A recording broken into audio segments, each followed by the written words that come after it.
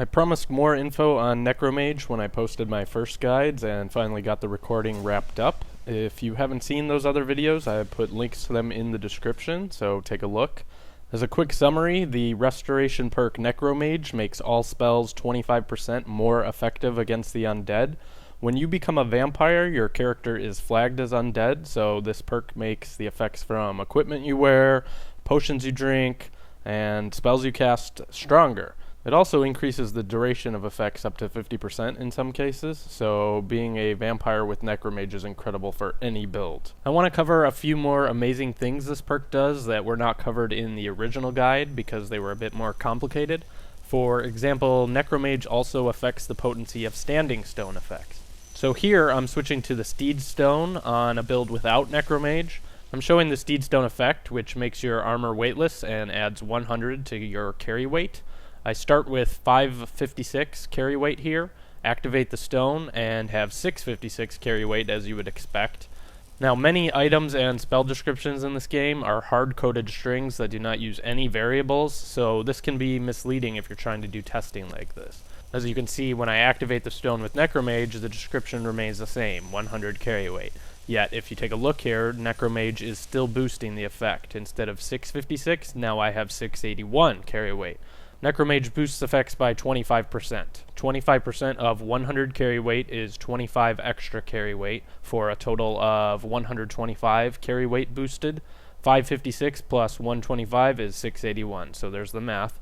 This same trick works with the Lord Stone, which has a hard-coded string that says it adds 50 armor rating. When you have Necromage, it adds 62 armor rating instead. It's the same math. 25% of 50 is 12.5, which is rounded down. 50 plus 12 is 62.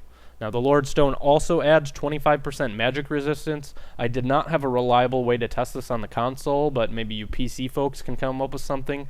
It should be adding about 31% instead of 25, so that makes it much easier for you to cap your resists at 85%. I did not have the time to level up another character to test the stones that grant extra experience, but it should work the same way. So for those of you still leveling up, you might want to give this a try as a Necromage Vampire using the stones that grant extra experience. Again, the description is hard-coded, so it's going to take some testing in order to confirm this, but I'm willing to bet it will work the same way. I also tested the Ritual Stone, and there was no bonus given to the effectiveness or duration on my character, even though it does show up under active effects. However, if you have the Necromage perk and cast it on both living and undead corpses, the undead corpse will remain reanimated longer than the living one, so it does work in that regard. Another exciting thing Necromage affects is racial abilities. Here I'm showing the Breton racial ability Dragon Skin. This ability absorbs 50% of spell damage for 60 seconds. With Necromage, it absorbs 62% of spell damage for 90 seconds. So both the effectiveness and the duration are increased, just like how potions work. This is a huge gain. It would be great for races like an orc with the damage effect. I'm sure you guys will find a lot of good uses out of this. Shrines are also boosted by 25% when you're a Necromage Vampire. You'll get extra health with Arcade, you'll get more Magicka from Julianos, you'll get better selling prices using Zenithar.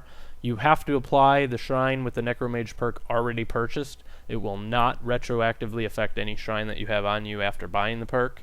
The shrine that I'm going to show is Talos, because the final subject I want to cover is shouts. If you use shouts with any regularity, and not just run around fuss row dying everything for fun, you're going to get a huge benefit out of using Necromage and Vampire combination. Here I'm scrolling through shouts without Necromage or any bonuses. You can see Invulnerability has a 20-second reuse at rank 1. Elemental Fury is 30 seconds at rank 1. The Amulet of Talos is another one of those items with a hard-coded string. It always says 20% reduction no matter what you do. While wearing it, though, you can see the reuse time is reduced under the Shouts menu. Invulnerability becomes 16 seconds, Elemental Fury becomes 24 seconds. Now, this is where a Necromage Vampire is wearing the Amulet of Talos. After buying the perk, you're going to have to re-equip the item for it to take effect. Invulnerability drops down to 15 seconds, and Elemental Fury drops down to 23. This is only a change of 1 second at the first rank, which doesn't sound very exciting, but just wait. The Shrine of Talos also reduces the shout reuse by 20%.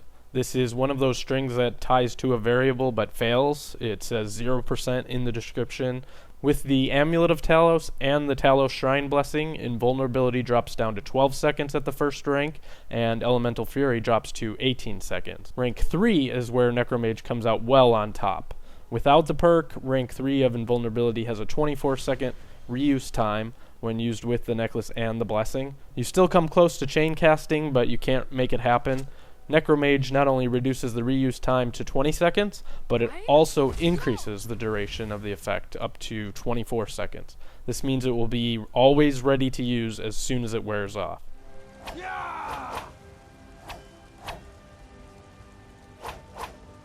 Gods, damn you!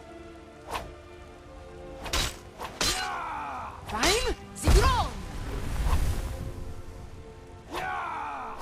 Now the Shrine Blessings are hard to keep on you at all times if you only have one or the other, the necklace or the blessing. The reuse without Necromage is 32 seconds at rank 3, and it only lasts for 18 seconds.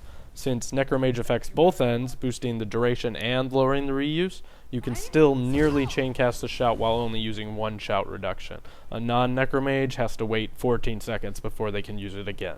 Another great example is Elemental Fury. Without Necromage using the necklace and the shrine, the effect lasts for 15 seconds but has a 30-second reuse timer. The exact same setup with Necromage, the effect lasts for 23 seconds with a 25-second reuse timer. This means Necromages can chain cast rank 3 of Elemental Fury basically indefinitely. I'm curious also if this increases the speed of the attacks. I felt like this was the case, but I was unable to find a reliable way to confirm it on the console. So if any of you PC guys can check and leave a comment, that would be appreciated. This combination affects a lot of great shouts. Summoned heroes and dragons can be used more frequently. Dragon Rend is always ready to use, well before it wears off. Marked for Death and Whirlwind Sprint can be chain cast. Slow Time is pretty close. Storm Call and other long shouts, they get a large boost to the duration, and they're also able to be used more frequently.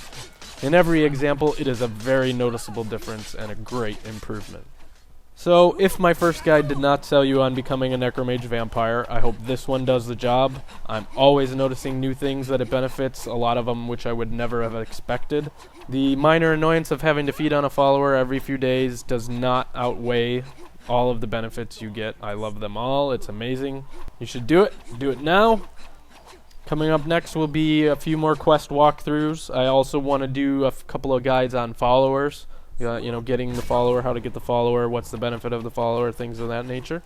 If you have any questions at all, please feel free to leave them in the comments, and thank you for watching.